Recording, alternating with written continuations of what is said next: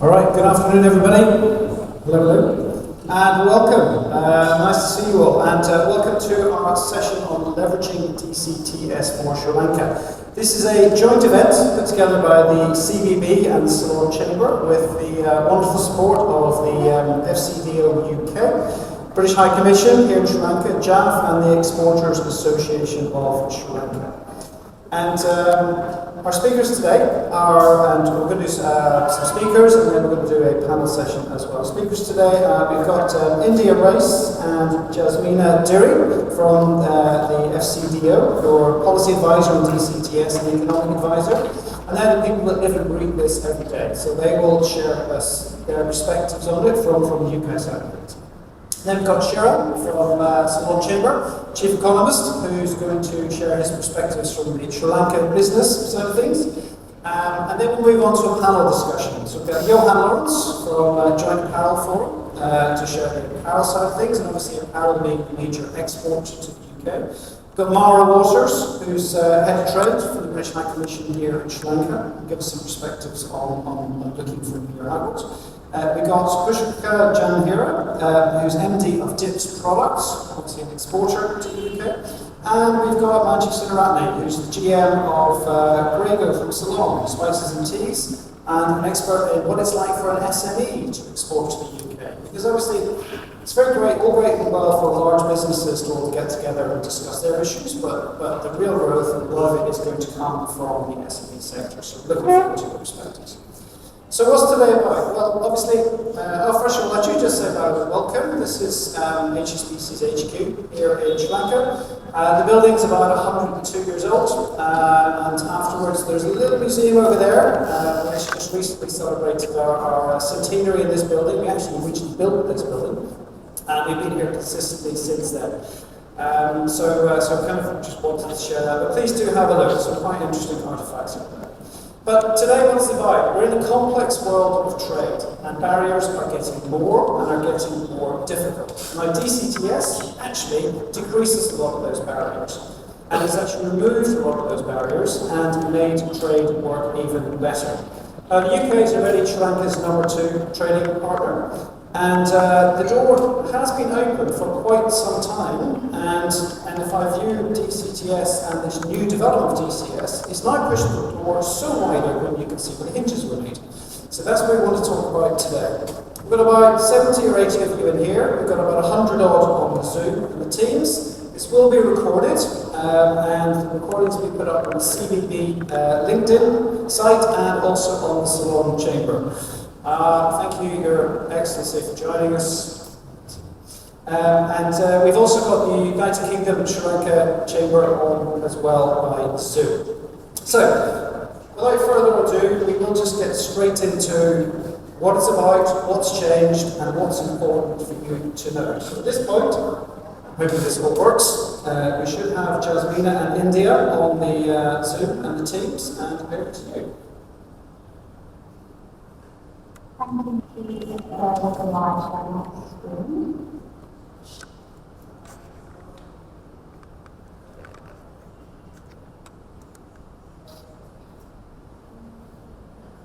Okay, hopefully you all can see my screen.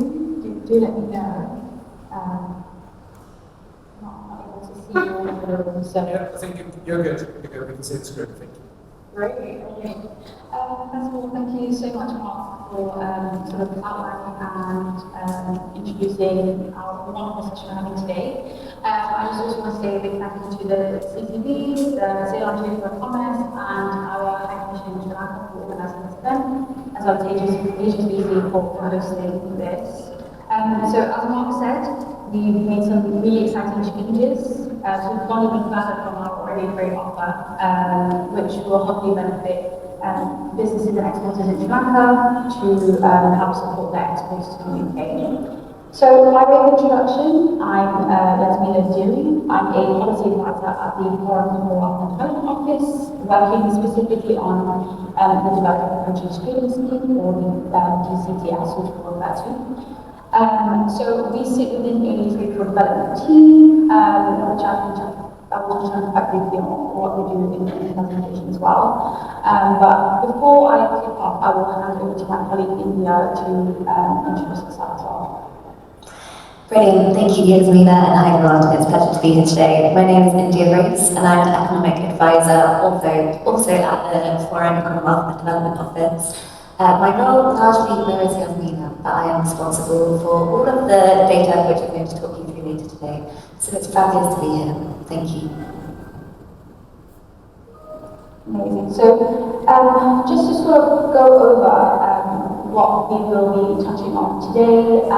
So we'll briefly go over what the DCTS is, and then we'll sort of go over what is the offer to Sri Lanka, and then I'll hand over to my colleague India to sort of give an understanding of where trade is at between Sri Lanka and the UK, how is the DCTS being utilised, is it being used, and sort of before then explaining to you a bit more about our rules of origin changes, and hopefully we'll bring the presentation to a close about how you can find some more information and next steps as well. So let's sort of jump in. So what is the DCTS? So for those unfamiliar, who have never heard of this, the DCTS is a unilateral trading arrangement, and it forms part of the UK's commitment to boost trade and strengthen economic ties with some of the fastest growing markets in the world, such as Sri Lanka. We provide market access to 65 countries, that's home to about 3 billion people around the world. This scheme is widely recognised as one of the simplest and most generous of its kind. Some key features of the scheme are the tariff reductions that we've made following its launch in June 2023. We've also have some sort of flexible rules of origin for some of the poorest countries in the scheme, and we've simplified the conditions and eligibility criteria. And we've sort of given it, the scheme is a very transparent and predictable regime. And I think, especially in sort of as Mark outlined, the state of play in the current world, I think this is a key point to raise on this. So, zooming in a little bit more on sort of, well, how does Sri Lanka fit into this? So as we can see that Sri Lanka is entitled to, it is part of the enhanced preference tier, and thus entitled to enhanced preferences. So with the scheme, there is 3 tiers, and each have a distinct tariff offer with their own rules of origin, and this largely depends on the country's economic development. Sri Lanka, in this case, is entitled to 92% of trade that is duty-free and tariff-free.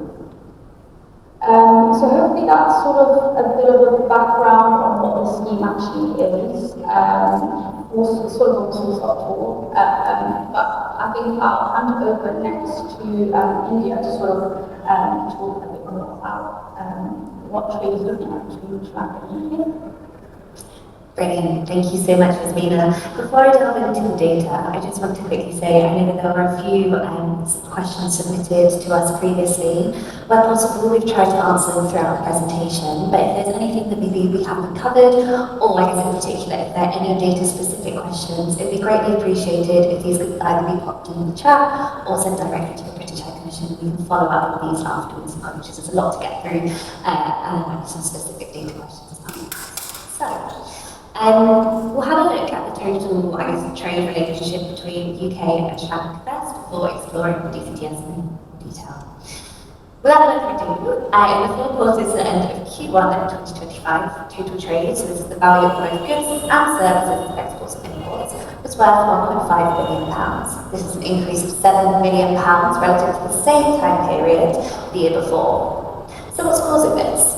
Well, we'll first have a look at total UK exports to Sri Lanka. The UK exported £136 million worth of goods to Sri Lanka and £243 million worth of services over this time period.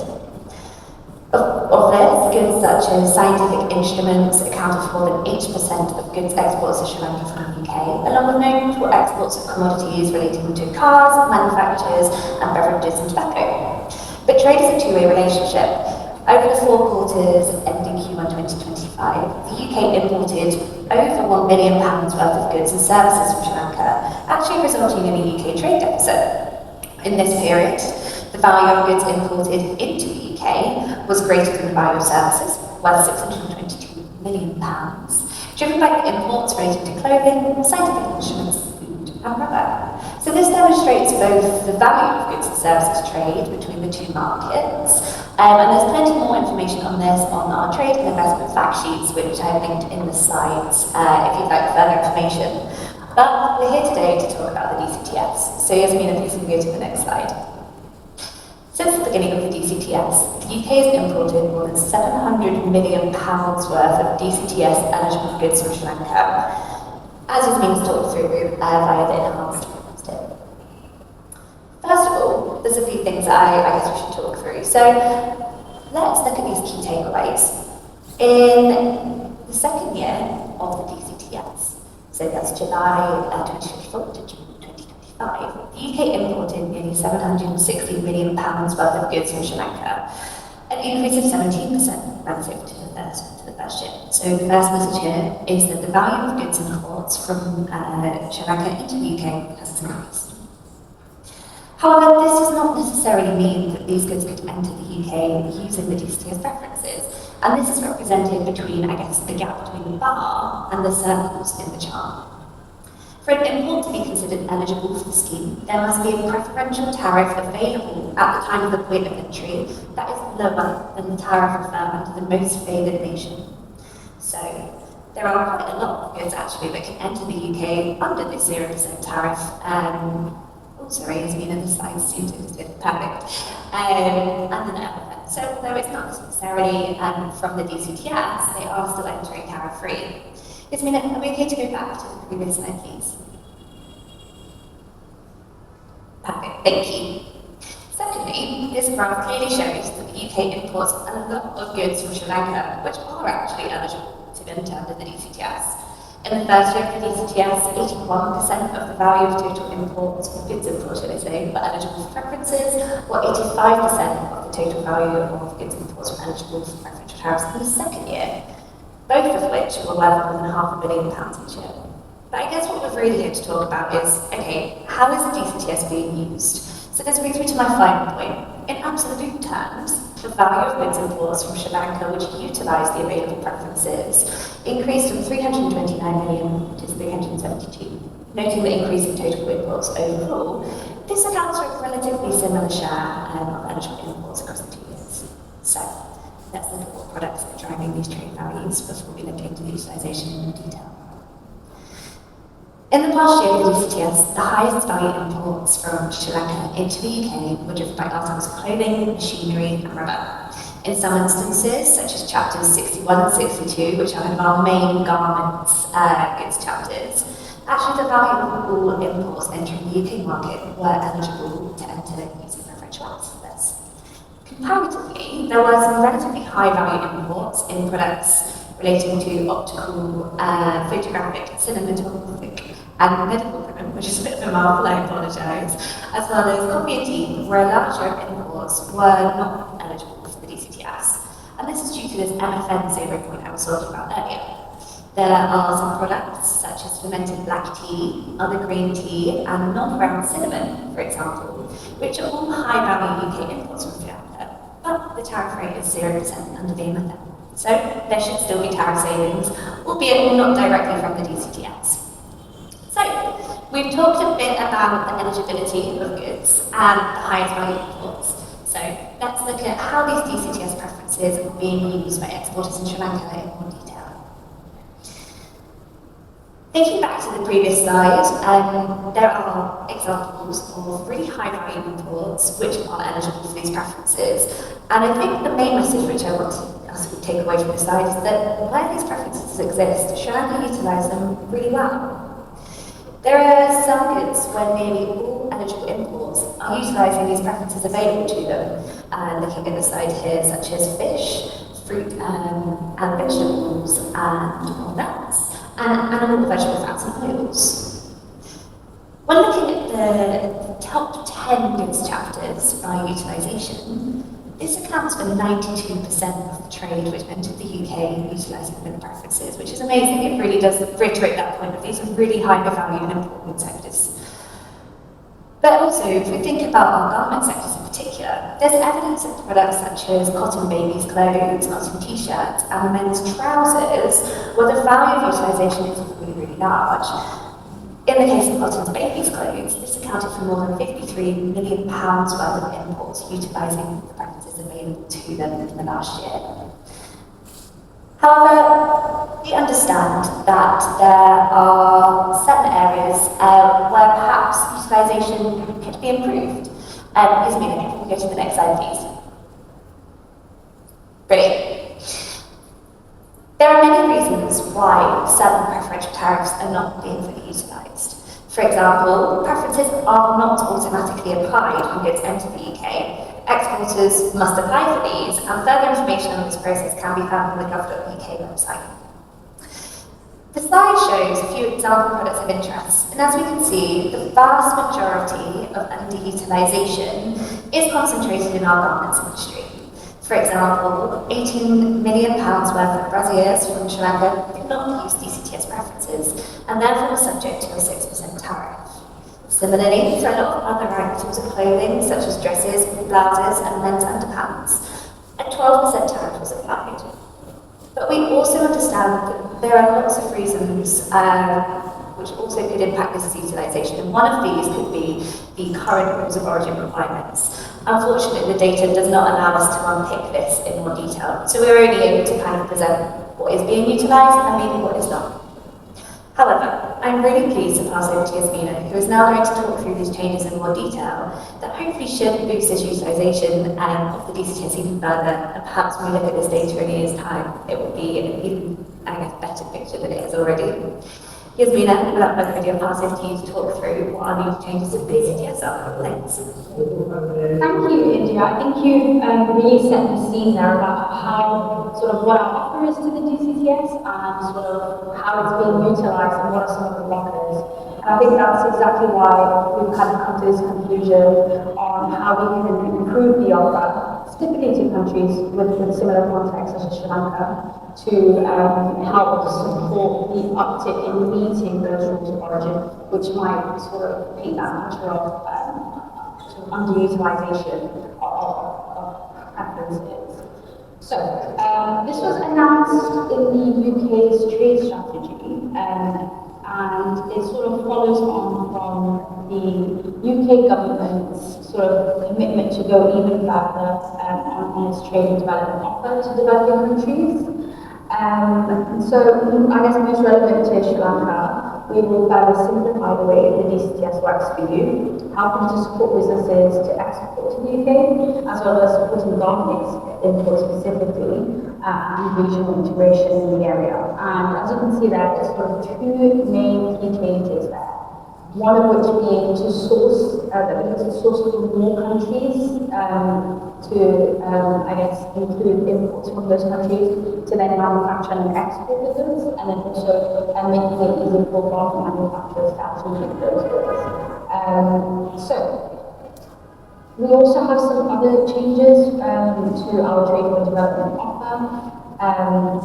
As you can see there, we've gone even further on our trade and services offer, supporting developing countries to export, and also through our technical assistance as part of the trade enterprise expertise.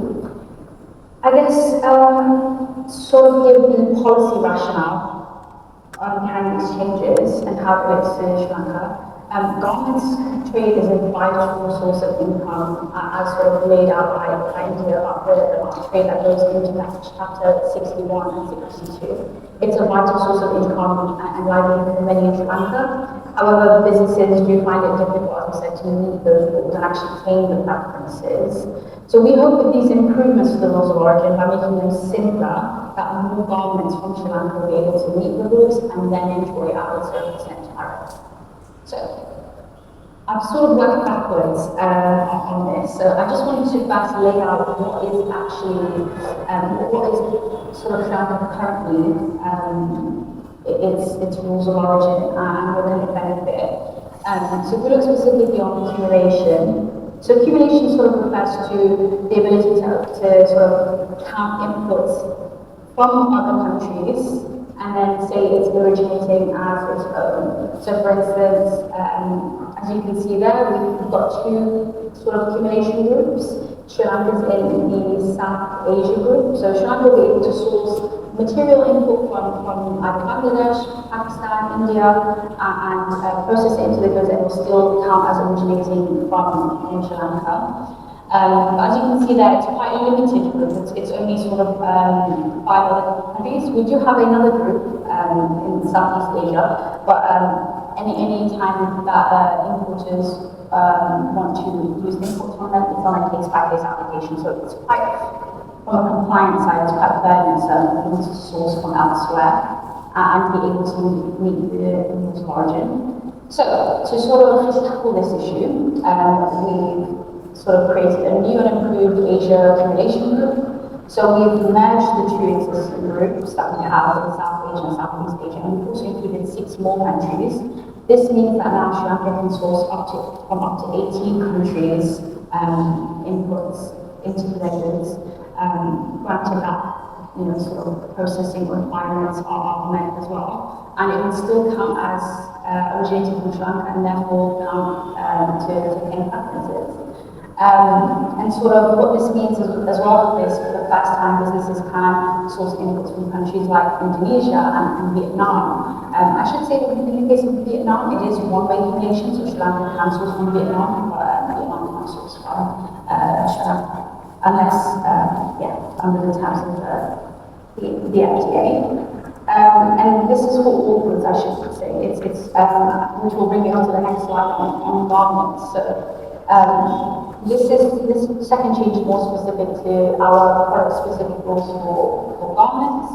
So product-specific rules are sort of, as it says on the tin, rules that garment manufacturers must meet in order to comply with rules of origin. So this can either be a change of chapter, it could be a sort of meeting the minimum, or I should say like the maximum value inputs, and I sort of laid out what currently is occurring in Sri Lanka. So as you can see there, garment manufacturers sort of have to go through this double transformation. So if you wanted to export a dress from Sri Lanka to the UK, you have to first manufacture the fabric, so you have to get the raw material and then actually go and manufacture that fabric. And once you have that fabric, you manufacture it again into producing the dress. And as you can see there, you can sort of see that change of chapter at the bottom and how that has to go through to then be exported to the UK. And sort of again, there's limitations of this, as we see in the other slide, where Sri Lanka can only source from within the regional affiliation group. But then now, what we've done under our new DCTS improvements, we've actually liberalized this for a specific rule. So you don't have to go through that double transformation. You'll be able to source up to 100% of inputs from another country for manufacture. And then we've also made it so there's a reduction in the number of processing requirements, so things like dyeing, printing, etc. And you only have to go through one manufacturing process. So I should just define that a bit more clearly. That can be something as simple as assembly, cutting and sewing, and this must occur in Sri Lanka for it to benefit from the DCTS preferences. So sort of a big change there, and I think as India was pointing out, it did make it quite difficult for exporters to meet the requirements because Sri Lanka doesn't have the domestic fabric. It's not a domestic fabric producer, right? It has to source its cotton or synthetic materials from elsewhere. So this was sort of removing that bottleneck and making it easier for businesses who are already sourcing from fabric from elsewhere and manufacturing goods. But instead of paying the unlimited loan, we've now made it so these garments can better enjoy the 0% entire cover. Now, what does this sort of lead to in terms of benefits there? It's meant that Sri Lanka is more competitive, it's more easily to source inputs from elsewhere and less manufactured goods and have a lower tariff rate. It's lower compliance burden, we're supporting Sri Lanka's garment industry as well, which is again a key vital source in Sri Lanka's wider trade in the UK. Again, we hope that this sort of flows part of improve digitalisation of the scheme. This is sort of the main crux of the issue. We hope that by making the rules of origin of our garments and also the legislation elsewhere more flexible and more simple, that Sri Lankan businesses can benefit from a zero tariff offer. And I guess, kind of, when will these changes come into effect? I know you're thinking, okay, well, this is great, when is it happening? So we hope that these changes will come into effect early 2026. I'm very sorry I don't have a specific date for you there. Please do keep a lookout on our website, and we will be sharing information as soon as we get a clear idea with our High Commission in Sri Lanka. But for now, we're hoping early 2026. We hope to also create better public guidance. So we really have outlined our UK resources there, which sort of talk through things such as what the DCTS is, but also I know a lot of questions were put in beforehand on our custom processes and actually how you obtain the DCTS. And a lot of this information is actually on our .uk website, which you can find it there. We also have our DCTS visualization tool, which sort of speaks to sort of the trade flows and also what specific rules needs to be met for products, so you can see that there. But yeah, we hope to sort of go further with this as well and improve our guidance. And also hope to do more engagement with you. So this is, I guess, one of many. So hopefully this won't be the last time you will see me in India. Hopefully next time in Colombo. But we hope to work more closely with our High Commission in China to deliver more in-country sessions, more sector-specific workshops as well. So may it be garments but elsewhere as well, so in other industries, may it be agricultural goods or more sort of value-add manufacturing goods as well. So yeah, just so that we can take advantage of these new offers to Sri Lanka. So I guess that sort of brings our presentation sort of a close.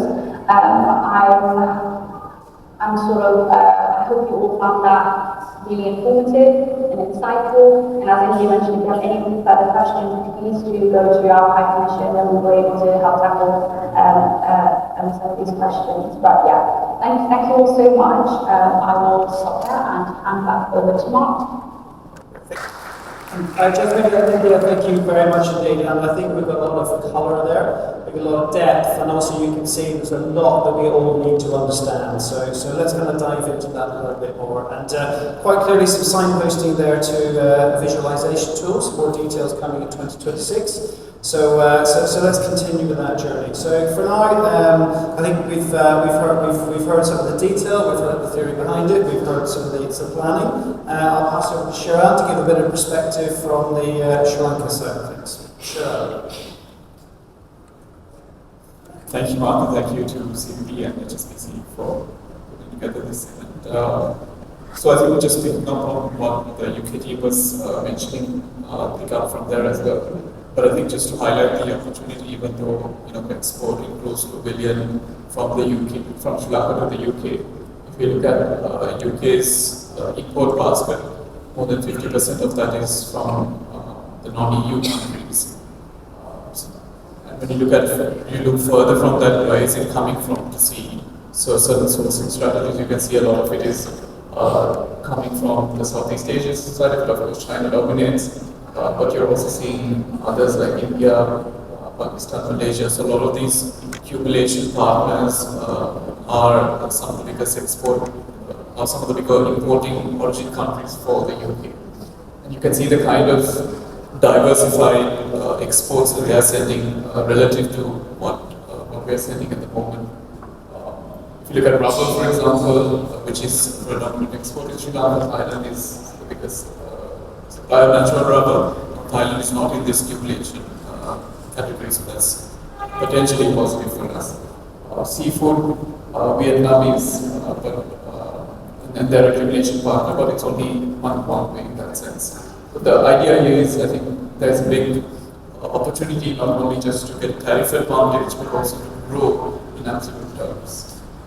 So I think the team kind of explained a little bit about this in terms of how the accumulation works, so I can't close over this. But it's interesting to understand the accumulation options. So for example, the two-way option from the two basket of countries that you have. Then you have the one-way option with Vietnam because Vietnam being an FTA partner. And then of course the inter-regional aspect where the two baskets plus maybe other regions you can also accumulate from. So there's a lot of opportunity within that space as well. So for apparel, I think the double transformation rule, the removal of that, plus the processing requirements will definitely improve the utilization, and we can see a lot of benefits. So of course the clear winner or the clear opportunities of course apparel. So that's one of the scenarios that we're looking at, or sectors that we're looking at. But if you look at even a sector like seafood, where we're hovering around 300 million exports to the world, there's potential to grow this line and grow into the UK. If we, of course, the seafood comes from our shores, but there's also an opportunity if we do source it from other countries. If you look at a country like Thailand, they export 5 billion worth of seafood, but 2.5 billion is imported. They do the value addition and then re-export it. Unfortunately, a lot of our local regulation doesn't allow a lot of seafood re-exporting, but this is an area that we can really look at, and if we are having some binding constraints locally, we can definitely open up to certain countries within this cumulative side. So that's one side on the sourcing side of it, but also on the packaging side of it, which I think if we are trying to cater to a particular consumer who are looking at sustainability and so on, this is also an aspect that we can look at. And if the packaging is not here locally, then there's opportunity to bring those in, and bring those in from those countries that we can accumulate from and export it and make sure of the benefit as well. Rubber is another one which has a lot of opportunity.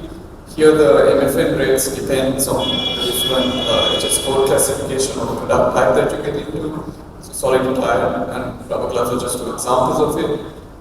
Here as well, I think the opportunity is because you have a lot of imported input in addition to the local value addition coming in, can we then start importing more from, say, the likes of Vietnam, Indonesia might be an option, and then add that into our local value added option to be able to qualify as well. So rubber, as you saw, was out of the 38 billion, if I'm not mistaken, 30 was being utilized. So there is an opportunity to get to that 38, but also to grow that 38 to a much higher level as well.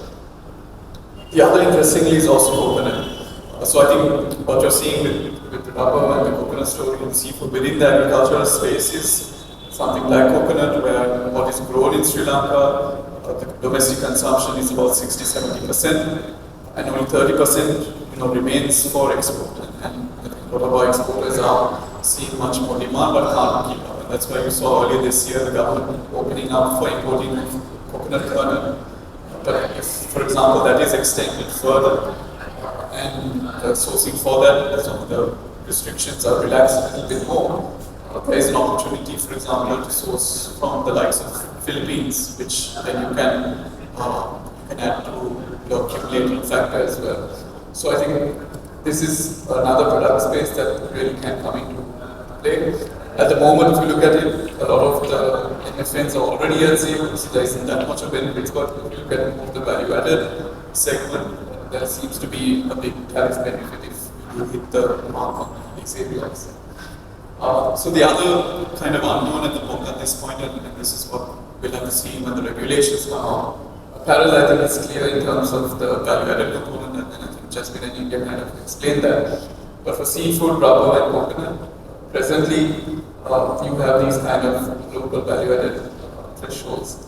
So if these continue as it is, then importing, as I said, the suggested idea of importing will definitely help in meeting the rules of origin of the value-added criteria concept as well. That will help us to utilize the UK DCTS as well. So this is something to watch out for when, I think in January when we, or January or whatever. I'm creating January, but manifesting January, but let's see when the rules to come out or the legislation gets passed.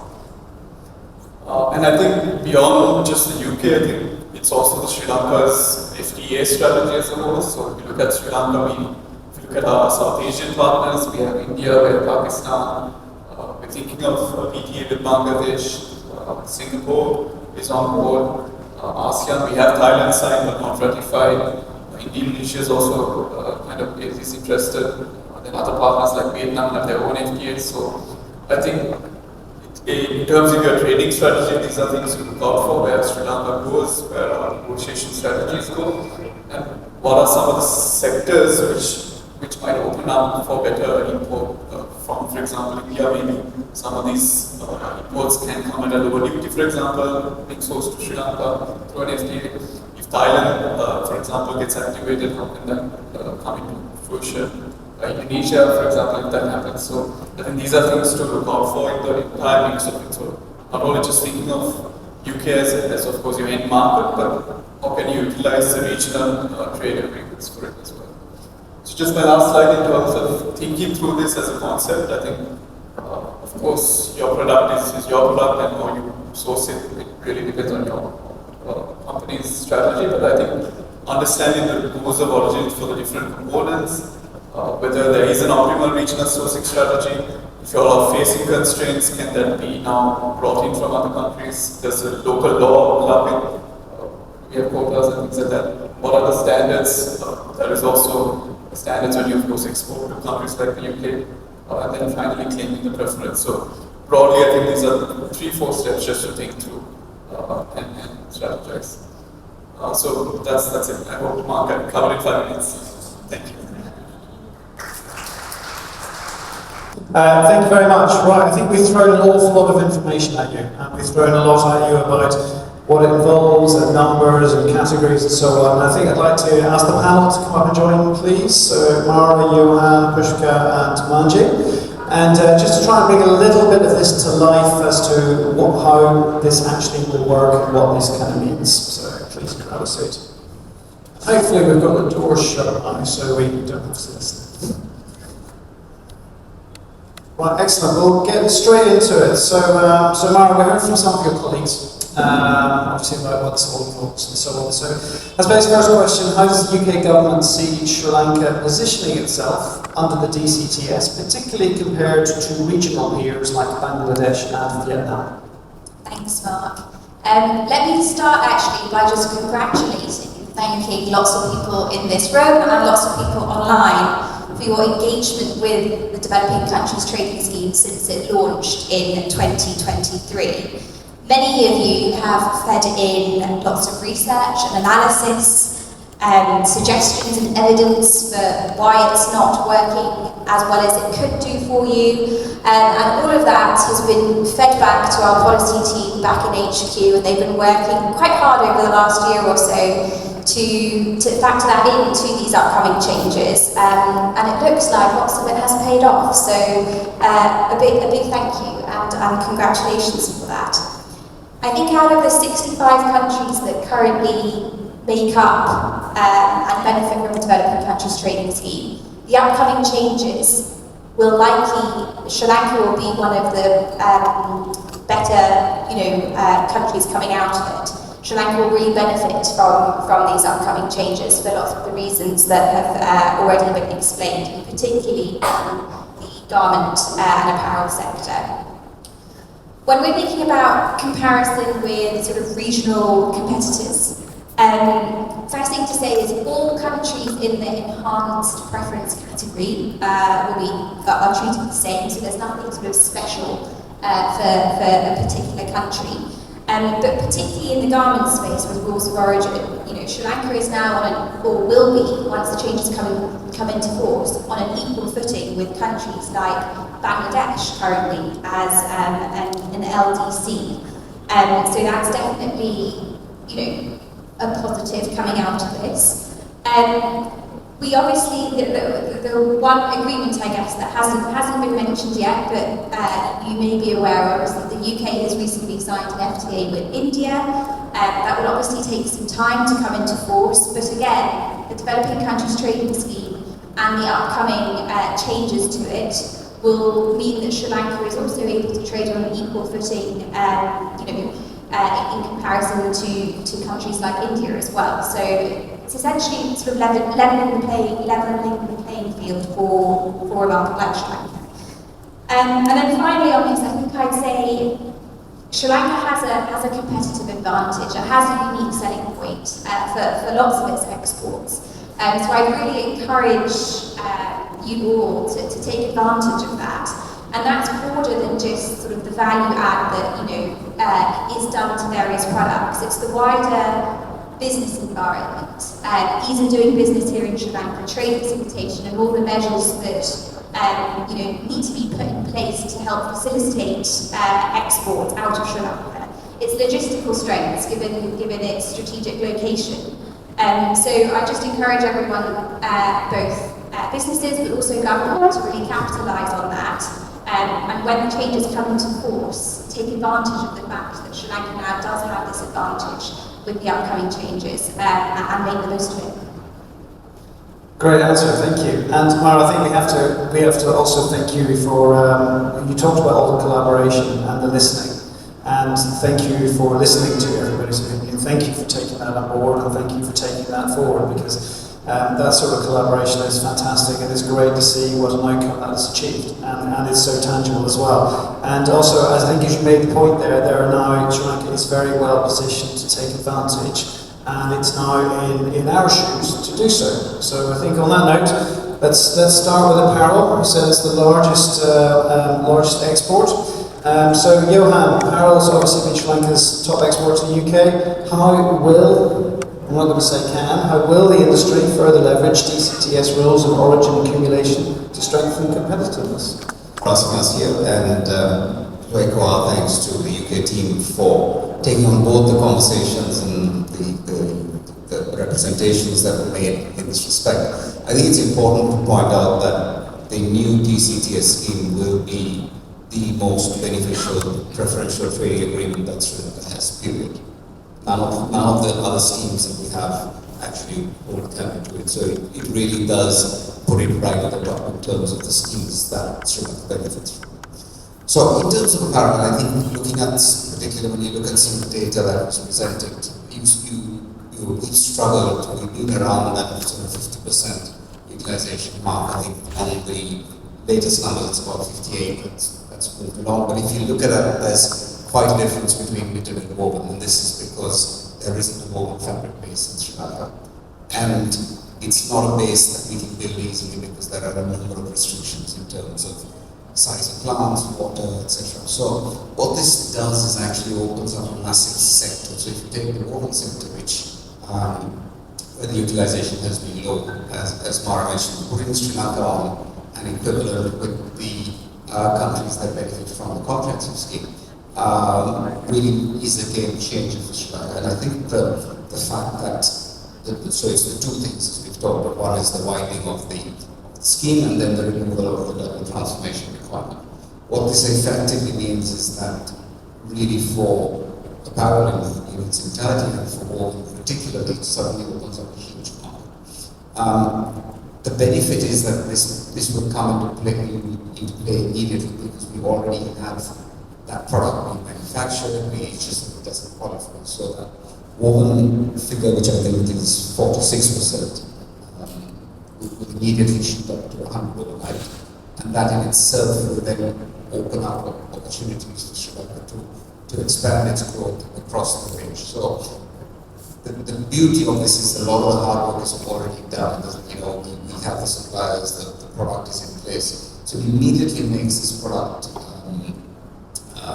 eligible for the schemes. And I think this is something which you can capture on immediately. So you don't have to wait to find new sources, you don't have to do anything, it's already done and dusted. So I think it's going to be a real game changer and one that the sector will be able to increase the utilization of the scheme, but more importantly also grow in the total value of it. So yeah, pretty looking forward to it. That's brilliant. Your answer. So it's not something where we have to plan and build something, it's actually something that we can very quickly actually shift and take advantage of immediately, which is awesome. I'm guessing there will be other areas as we think to the future of the development of the textile garment industry, how we wish to make develop to take advantage of it even further. But I think that point about capability now is an incredibly important one, because if you think about all of the challenges we have in the growth areas, every sector we're trying to grow, there's something we have to unlock to do so, whereas this is something we already have, and it's just been facilitated to enable us to take advantage of it better, which is awesome. So we should absolutely grab that with both hands. Now, obviously, apparel is an enormous part of our exports, but we also, one of the key things we want to do is broaden our export base. I think if we talk to the EDB, they will talk about how many different codes they want to expand to and so on. So, Pushka, I'd just love to come to you, please. So obviously, rubber is a sector that stands to gain from regional accumulation. What's the current status of exports of rubber to the UK? And how can sourcing from countries like Indonesia or the Philippines help Sri Lanka to scale exports to the UK? Thank you, Mohan. Let me thank to CPP and HSBC and also the CEO Chamber of Commerce organizing this event and giving us opportunity to speak. I think this is more than the trade scheme we see as a great opportunity for Sri Lankan exports. Because especially the market I'm representing rubber, we do a steady business with UK. But unfortunately, we have not really utilized the capacity of UK market. Because if you look at the numbers, we are a little below in the list the Sri Lankan contribution to the rubber sector from Sri Lankan export agriculture. But this is actually, I see very much ahead than the GSP Plus. Because we have seen all the GSP Plus come with renewables, and people in the exporters were not sure about what is happening next. But I guess this scheme will be a more assured, more concrete way of looking at then exporters can think about investing, building brands, and going to the market quite stable. The one biggest concern for us is when we in the rubber industry, the product, when we do a product, the contribution from the raw materials are very wide. You can understand even tires, we need the rubber, we need the steel, we need fabric, we need boards, chemical. The input materials are coming from a very, very wider range from the other countries as well. Because none of the material we can make it 100%. The accumulation concept coming with the 18 countries in South Asia is a very much valuable for the rubber industry as well. Because we have seen even our own raw material, we don't have 100% requirement in here. We have only 40%. So we have to depend on some of the imports from the other countries as well. They were having the list in the Vietnam and also Indonesia and some of the other regional players are very much value addition to for development of the rubber industry. So we can see the near future UK will be one of the big baskets for us because we do tires, especially solid tires for the industrials, and also the gloves, medical, industries, and specialty gloves, and also specialty rubber products like seals, like hose, which are very much needed for the industry. Because we believe in UK in a very aggressive development in industries are concerned, that we can contribute with that at a very competitive prices with the accumulation benefit. Excellent, thank you. It's good to hear such positivity as well. And I heard that word accumulation quite a lot. I think at this point, let's maybe understand that a little bit more. Mara, if you don't mind, I'll come back to you. Just, would you be able to elaborate a little bit on how the regional accumulation rules under DCTS are actually going to work and how you feel they can benefit Sri Lankan business? Sure. So some of that was covered in the presentation, and I think the presentation is going to be made available to you all so you can look back in slower time. But essentially, at the moment, the way things currently stand, you've got Sri Lanka that can accumulate with 5 other markets. Once the changes come into force, Sri Lanka will be able to accumulate with 18 other markets.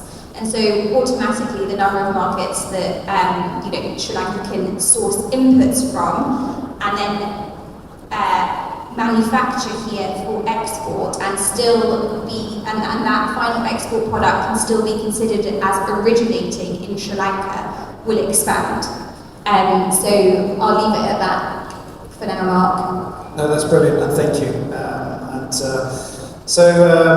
And I think it's something we all need to understand more, I think is the key bit here. As those details come out, and particularly as you said, Pushka, it creates a lot of opportunity for us. We have to make sure we understand it so we utilise it appropriately, and the detail will be there, so thank you very much.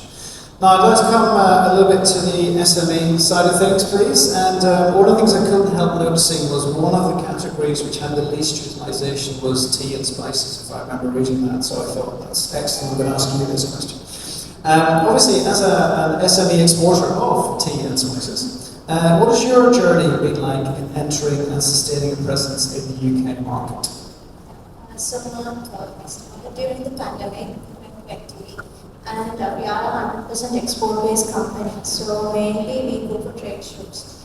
So that's how we started our company. And when it comes to products and all, we are most into sustainable products as well. And I think we probably all love to hear this. So that's great, you've set up, you're a 100% exporter. But what are some of the unique challenges and opportunities that you see for SMEs facing compared to, and maybe compared with larger exporters when they're targeting markets like the UK? So challenges mainly are the pricing, because it's quite it's actually a bit difficult because fighting with other big companies, they have all the resources with them. For example, lab reports and all, when we are sending to the UK market, we have to do lab reports. So here we have to outsource everything. So in that case, we can't give the whole cost to the customer itself. So we have to bear that cost as well. So those are the main things, and also when it comes to the difficulties, we have food safety standards as well. So mainly the UK importers, distributors request the BRCGS standards, which is which is a bigger cost for us. It's a big investment. So in that case, we have those difficulties. But when it comes to the opportunities, we have a lot, because we can target for the niche markets, and also we are a great taste award company as well from the Gate of Fine Food UK. So in that case, when customers approach our products, they know that our product quality is good. So those are the main good stuff for us. No, thank you. And you've obviously had to go on quite a learning journey to make this happen, and you're successfully doing that now. And you've been through these challenges, but having seen how DCTS is evolving, how do you see it opening up more opportunities for Sri Lankan tea and spices? Basically, as Indi said, the spices and teas are already in the list, so we don't have a bigger impact on it. But when we are giving the prices and all to the customers, there is a competitive advantage for it. So yes. Brilliant, thank you. And I think that's a key message we need to share around, because a lot of people will just, I mean, certainly I learned a lot today about DCTS, I didn't know. And I'm sure a lot of us would have seen facts and statistics here we didn't know, which when we're thinking about how do we direct our business, to which country do we wish to direct our business, we will learn. Now, on that subject of diversifying away from apparel, I'm going to ask the apparel person. So Johan, you obviously spend a lot of time looking at exports. With your kind of exporters council, what opportunities do you think exist to diversify Sri Lankan export base to the UK beyond apparel? And how, also, I think the UK's done the hard work. It's now for us to walk through the door and take advantage of it. What do you think we, industry, exporters associations, now need to do? So 2 questions there. One about where we can diversify, and second, what do we need to do? Thanks, Mark. So I think you're absolutely right. I mean, the apparel box is ticked, everything's done. But if you look outside of that, and if you look at what Shiran, if you look at kind of what Shiran was talking of, so there are some industries now which have a high MFN and a low utilization. So that's the low-hanging fruit. I think things that Shiran looked at, coconut-based products, seafood, rubber, these are some of the sectors that we can make a move on fairly quickly. I think the challenge, and particularly on things like coconut and seafood, I think the challenge for Sri Lanka is going to be the legislative issues we have in Sri Lanka in terms of importing raw material for conversion into export. Obviously, on the manufacturing side, there's no issue. You can bring raw material in and convert it. But on the agricultural products, because of Sri Lanka's internal restrictions, that you can't currently, it's very difficult to bring in raw material, convert it and export. So I think this is something that we as chambers are going to have to take up and lobby the case to say that you have to separate the two within the country between what you're bringing in for domestic consumption versus what you're doing in exports. And I think the challenge for us as exporting associations is going to be to talk to government and say, look, there is an opportunity here. We have the benefit of DCTS. There is a relatively high MFM tariff. We've opened up the roads of origin. Now we need to be able to, as Shiran talked, bring kernel in from somewhere, convert it here and send it out. So I think that's going to be the first one. So I think that's the first bucket, is the easy win sectors. The second bucket is the more difficult sectors where Sri Lanka doesn't already have a presence. And I think here we need now to go and do the homework to look exactly again. I think DCTS is 6,000 products, 7,000 products, is to actually look at the work and do the work in terms of looking at that, looking at what are the products that have the high MFM rates, what are the products that Sri Lanka has the capability, and then start doing that. So I think what this has done, and I think what the changing global trade scale has shown us, is we now need to go back, have a look at this, and be a bit more strategic and say, fine, these are the ones that we want to do.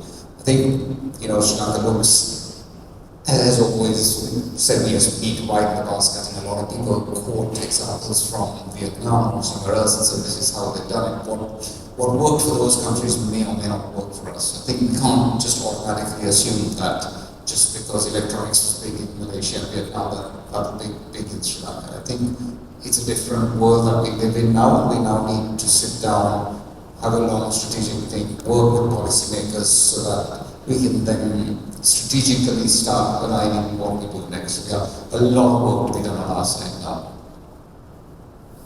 Thank you, Johan. I think that point about taking that message out, because essentially it's up to us, it is up to everybody in here what happens with this. And it's got to form part of strategic plans. We've got to make sure that the policy makers in government are as aware of the details around this and the opportunities. So for the associations to go away, figure out what this means for them, what they need, how they can take advantage of that, and make sure they bring that to the government and the right voices in government to understand that and form part of policy. Personal opinion is probably one of the most critical elements here. And I think your point as well, it's not a matter of copying somebody else. So we're an individual country with an individual skill set, and we have unique opportunities. And Mara, it was great to hear you earlier talk about how you feel that Sri Lanka actually has one of the biggest opportunities to take advantage of this scheme. But that's for us to do. It's not to go and look at how somebody else has done something that fits them. We are a unique country. I think it'd be good to, and I think product diversification is a critical thing. So obviously apparel, we can do more apparel, but we do want to broaden out as well. Pushka, maybe come back to you again, because obviously you already touched on moving into tires and things like that. Maybe if you could share a little bit about your thoughts of the product diversification opportunities, maybe within your sector, but also your perceptions more widely. I think we all know that the UK is a very much advanced market as far as the industries are concerned, as I mentioned earlier.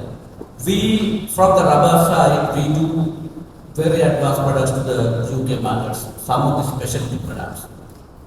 Basically, the solid tire can be considered as a basic product what we export. On top of that, some of the gloves, very much specialty gloves we produce, like a glove can be used for the handling of harsh chemical, specialty cleaning like airline, and even the medical sector, specialty gloves for chemo, drug handling, and even the gynecologist specialty gloves. There were quite a lot of products we are working with basically in UK.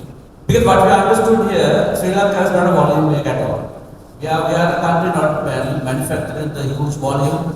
We are not a player, we always can fight to the price. Therefore, we are in this strategy of diversifying at a great extent.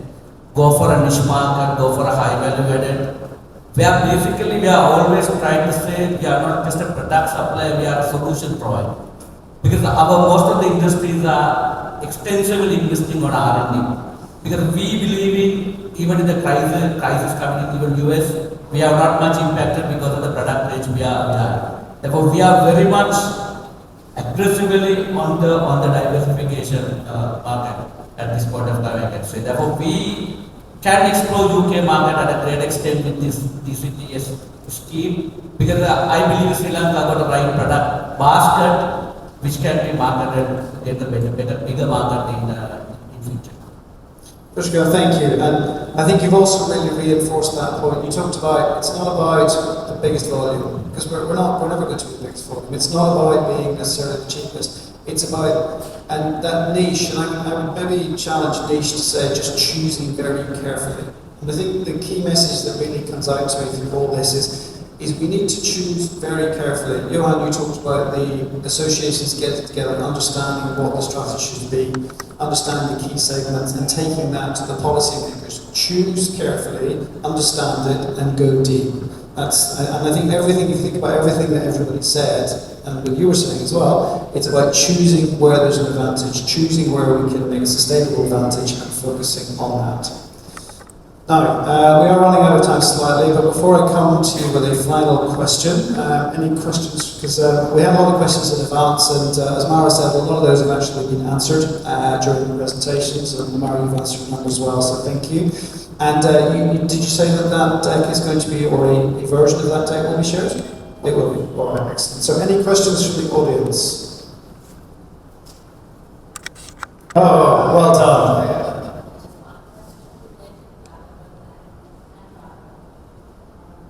Talk about, we are not a mass supplier, but, we are kind of value added. But then what are we really doing in terms of investing? I mean, are you going into designing aspects of rubber? I know apparel is anyway into design, but I think that's another way we could kind of add value, because rather than depending on the design concept with the end consumer, can we kind of do that on our side? So, I mean, that's just... It's a great question. As I'm only a bank manager and I have an expert in apparel and rubber next to me, I'll leave it to you.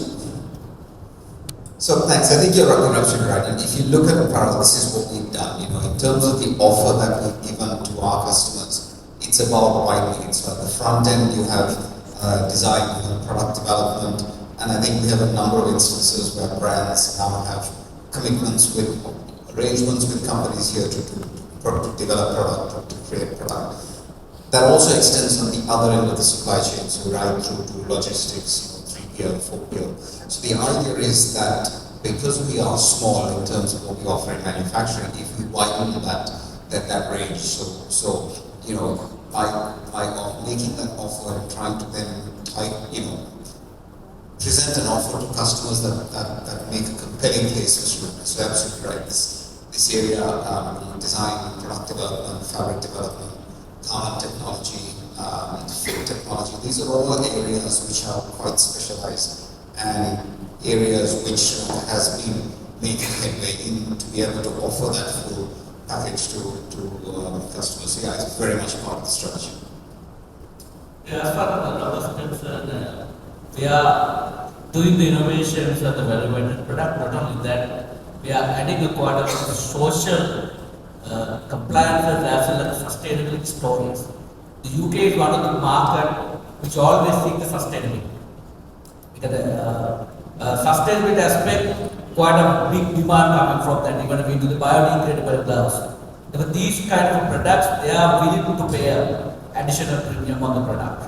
Even social compliances are very high, the labor compliances, even ethical trading, and all our procurement, we have to have a very transparency on that. So all these, lot of compliances, by doing that, we have added advantage because we become one of the transparent manufacturers and ethical manufacturers.